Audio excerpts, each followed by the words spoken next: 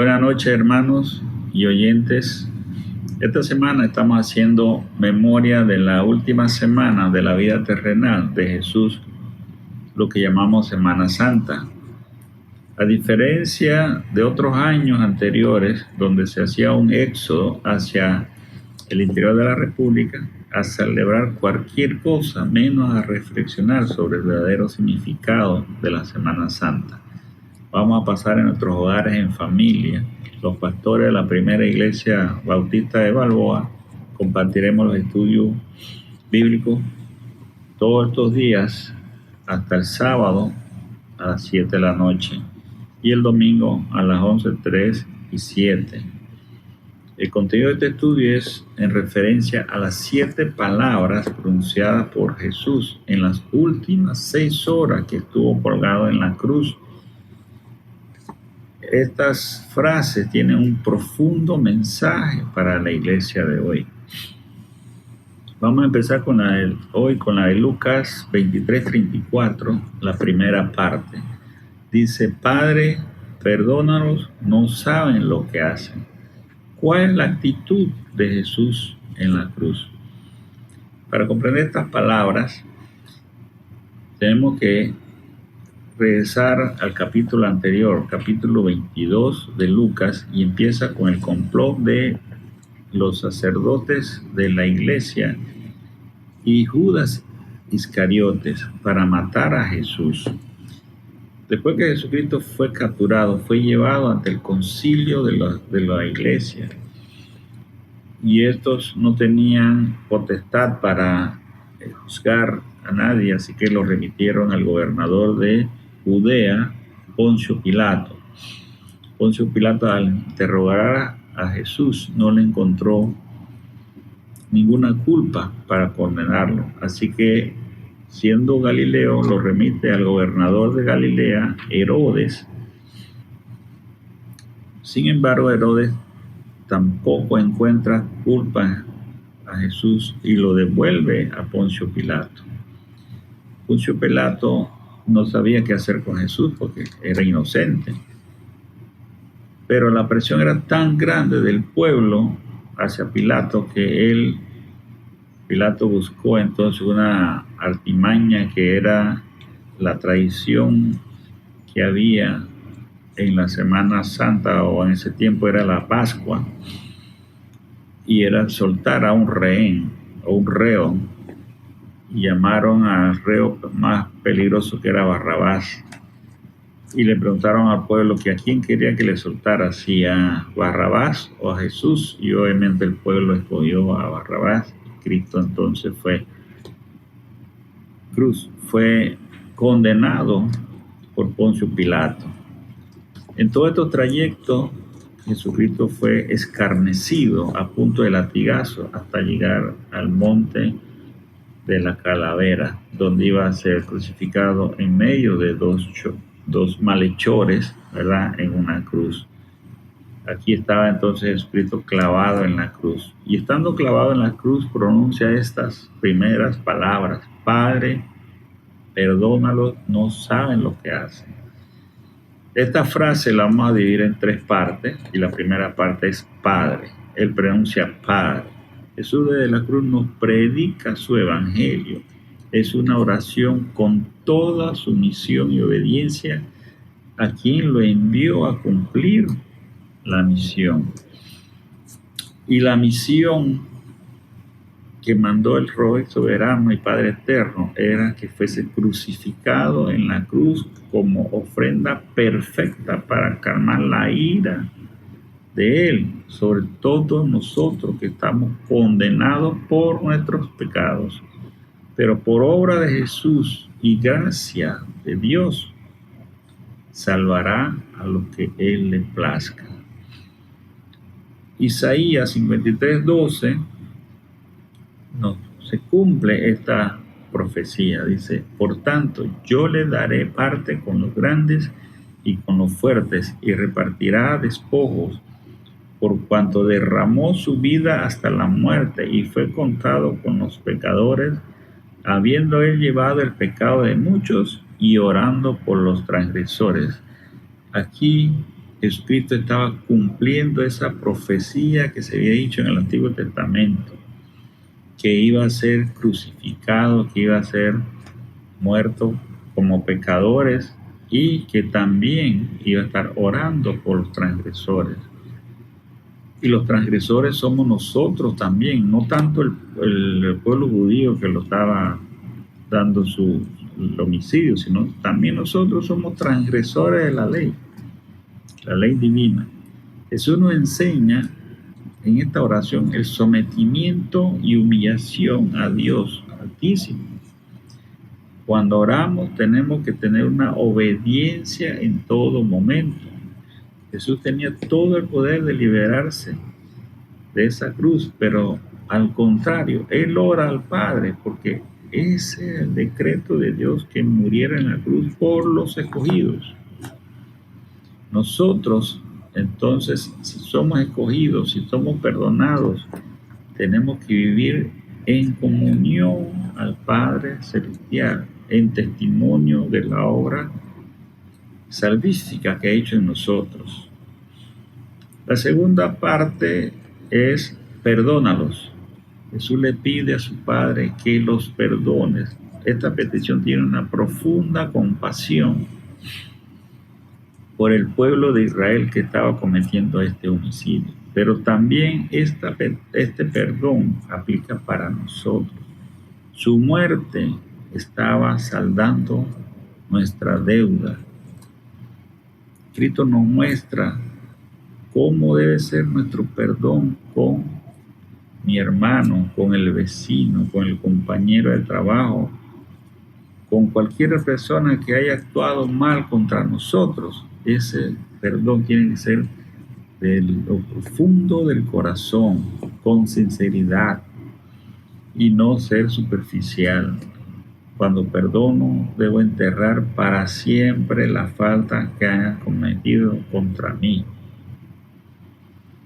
Efesios 4:32 dice: antes sed benignos unos con otros, misericordiosos, perdonaos unos a otros, como Dios también os perdonó a vosotros en Cristo. Nuestro perdón está por medio de Jesucristo. No es porque nosotros hayamos hecho algo para poder merecer ese perdón. Solamente Cristo es el que nos da el perdón de pecado. No podemos acercarnos a pedir perdón al Señor si no hemos perdonado a nuestro prójimo con todo nuestro corazón. Mateo 6:15 dice: mas si no perdonáis a los hombres sus ofensas, tampoco vuestro Padre os perdonará vuestras ofensas. Quítese usted de ese rencor que le molesta en su interior y perdone profundamente a su prójimo, a su hermano, como el Padre nos perdona a todos, ¿verdad? El Dios vivo nos perdona esos pecados que tenemos, que no importa cuál sea, Él nos los perdona. La tercera parte de la frase dice: porque no saben lo que hacen. El pueblo de Israel no sabía que estaba crucificando al rey, a su rey, a pesar que se les había profetizado en el Antiguo Testamento, en Zacarías 9:9, dice: alégrese mucho, hija de Sión, voces de júbilo, hija de Jerusalén, he aquí tu rey vendrá a ti, justo y salvador, humilde y cabalgando sobre un asno, sobre un pollino, hijo de asna.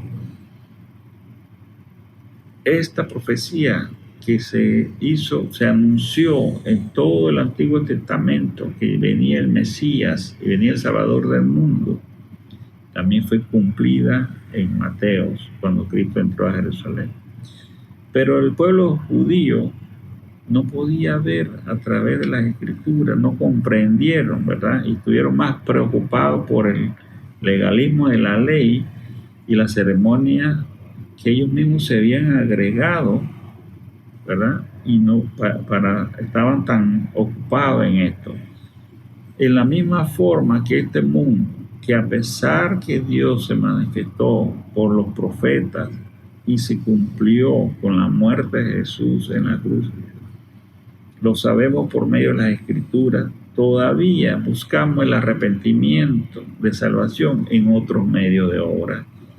Buscamos hacer esto, hacer lo otro para que Dios nos dé la salvación. De nada nos va a servir si no lo hacemos por medio de Jesucristo. Fue el único que nos puede dar la salvación porque pagó el precio que Dios exigía. Tampoco malinterpretemos este pasaje, que el desconocimiento de la ley no te hace inocente. Igual el desconocimiento de la palabra de Dios no te hace inocente del pecado. Jeremías 31:33 nos dice: pero esto es el pacto que haré con la casa de Israel. Después de aquellos días, dice Jehová, daré mi ley en su mente y la escribiré en su corazón, y yo seré a ellos por Dios y ellos me serán por pueblo. Todos tenemos el conocimiento de lo que es pecado y lo que no es pecado. Nacimos condenados por la desobediencia de los primeros padres, Adán y Eva. Solamente somos perdonados de nuestros pecados por la gracia de Dios y por la obra redentora que hizo Jesús, tomando mi lugar y el suyo en la cruz. No hay otra forma de limpiar nuestra inmundicia. Entonces, la actitud de Jesucristo en la cruz, cuando estuvo colgado en esas últimas horas, lo primero fue pedirle al Padre perdón por todos los transgresores que estaban cometiendo ese homicidio, esa injusticia que él sabía que estaban haciendo. Y adicionalmente también estaba pidiendo perdón por todos los pecados nuestros que hemos transgredido la ley de Dios, que somos pecadores, que no somos aceptos por nuestros propios méritos. Entonces esa es la actitud de Jesucristo en la cruz: pedir perdón, interceder, ¿verdad? Interceder al Señor, a su Padre. Él es el mediador de la liberación de nuestros pecados. Él es la ofrenda perfecta. Su actitud fue entregarse por nosotros. Su actitud era morir en la cruz.